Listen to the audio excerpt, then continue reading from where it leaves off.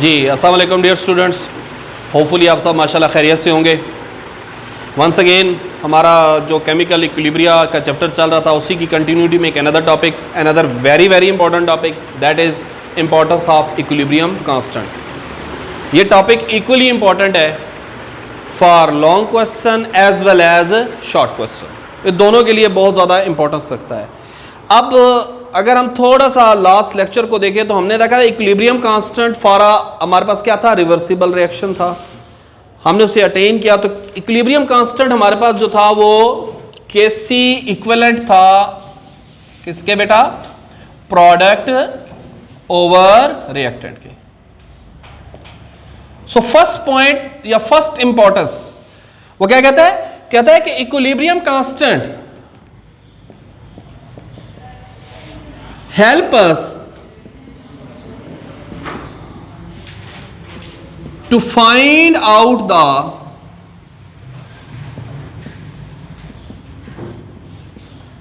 concentration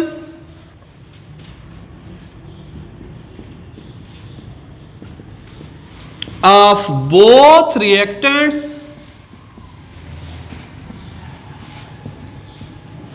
and products at equilibrium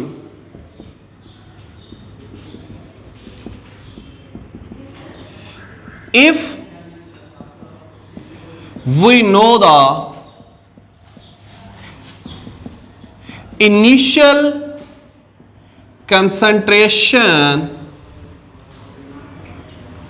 of reactants। थोड़ा सा focus कीजिएगा तो ये पॉइंट बहुत सिंपल है।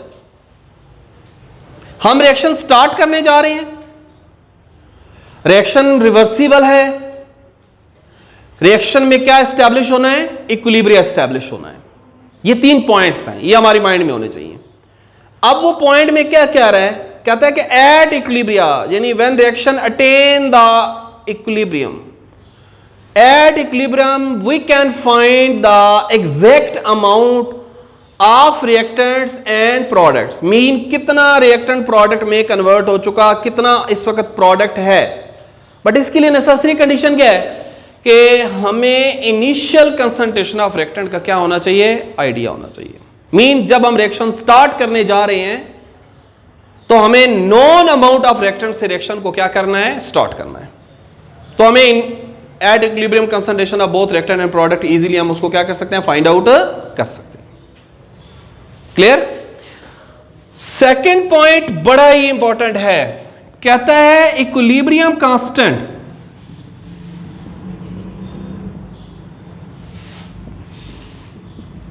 Help us to find out the direction of reaction.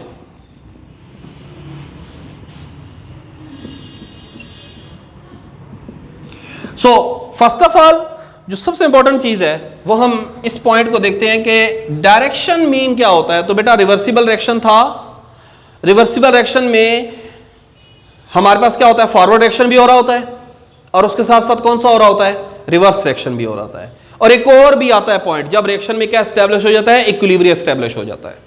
तो कहते हैं इक्विलिब्रियम कांस्टेंट मीन केसी हमें हेल्प करेगा रिएक्शन की डायरेक्शन फाइंड आउट करने के लिए, ताकि हम रिएक्शन की डायरेक्शन फाइंड आउट करके बता सकें कि रिएक्शन किस डायरेक्शन में इस वक्त मूव कर रहा है, प्रेजेंट पोजीशन इस वक्त रिएक्शन की किस डायरेक्शन में है।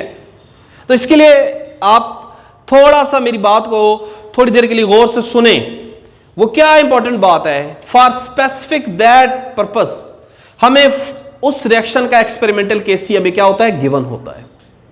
वो केसी हमें उस रिएक्शन का गिवन होगा कि इस रिएक्शन ने इस जब इक्विलिब्रियम एस्टैब्लिश होगा तो उसकी केसी की वैल्यू ये होगी।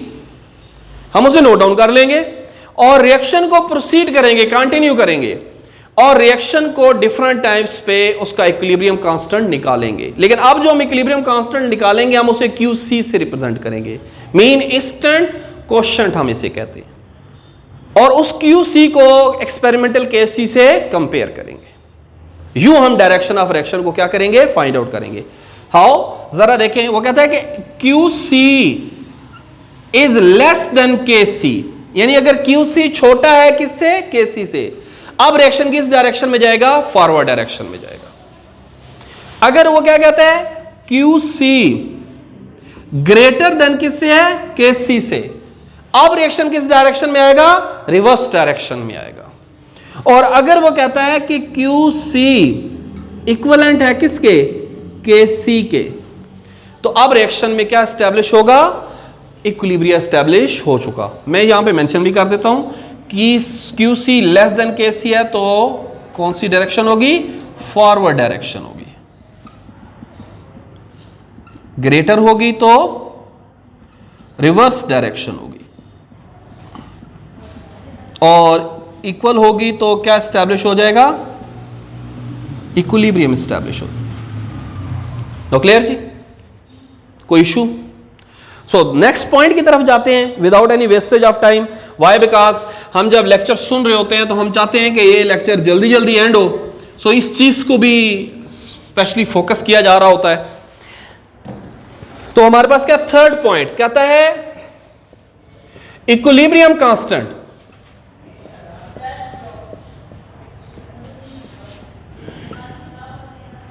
help us to find out the extent of reaction।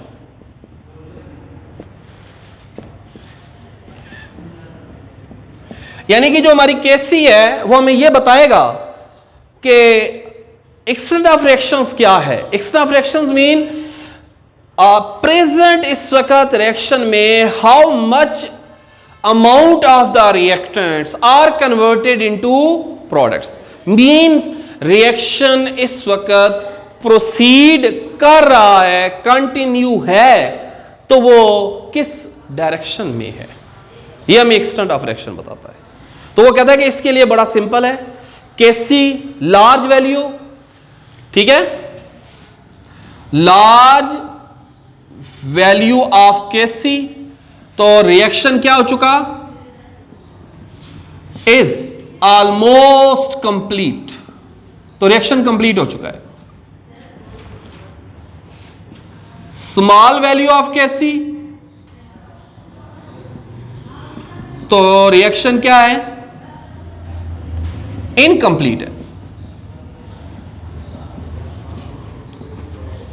और हमारे पास मॉडरेट वैल्यू है KC की, तो फिर हम क्या कहते हैं, reaction is at equilibrium. Reaction में क्या एस्टैब्लिश हुआ हुआ है, इक्विलिब्रियम एस्टैब्लिश हुआ हुआ है। क्लियर हो गया। सो नेक्स्ट पॉइंट जो हमारे पास है वो हमारे पास है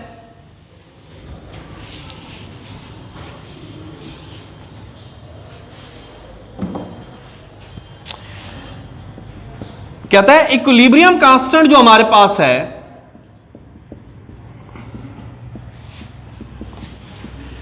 ये हेल्प करता है, help us to find out the effect of condition. अब वो condition in the form of क्या है बेटा, वो condition in the form of क्या हो सकता है, टेम्परेचर हो सकता है। वो condition in the form of बेटा क्या हो सकता है, प्रेशर हो सकता है। वो condition in the form of बेटा क्या हो सकता है, कंसंट्रेशन हो सकता है।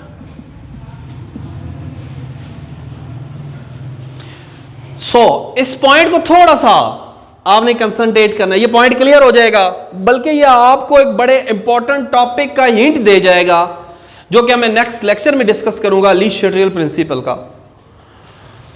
वो कहता है कि जब रिएक्शन में इक्विलिब्रियम एस्टैब्लिश हो जाता है तो इट्स अ रिवर्सिबल रिएक्शन। आप मेरी बात गौर से सुन रहे होंगे। तो equilibrium is establish very early, ठीक है। At that time only small amount of reactants will convert into products. अगर हम उसे एक्सपेरिमेंटली फाइंड आउट करते हैं तो वो सिर्फ 33% होते हैं। बाय अप्लाइंग दीज कंडीशन, यानी हम उसके ऊपर टेम्परेचर की कंडीशन अप्लाई कर दें, टेम्परेचर को इंक्रीज कर दें या डिक्रीज कर दें। हमें आइडिया लेना पड़ेगा पहले रिएक्शन एक्सोथर्मिक है या एंडोथर्मिक है, तो उसी हिसाब से टेम्परेचर को अप एंड डाउन करेंगे। वो कहते हैं by applying condition of temperature we can convert 98% of the reactant into product.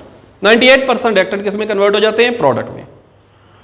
By applying pressure, जब हम प्रेशर अप्लाई करते हैं तो एक्सटर्नल फोर्स का नाम है, जिससे वॉल्यूम क्या कर जाता है? डिक्रीज।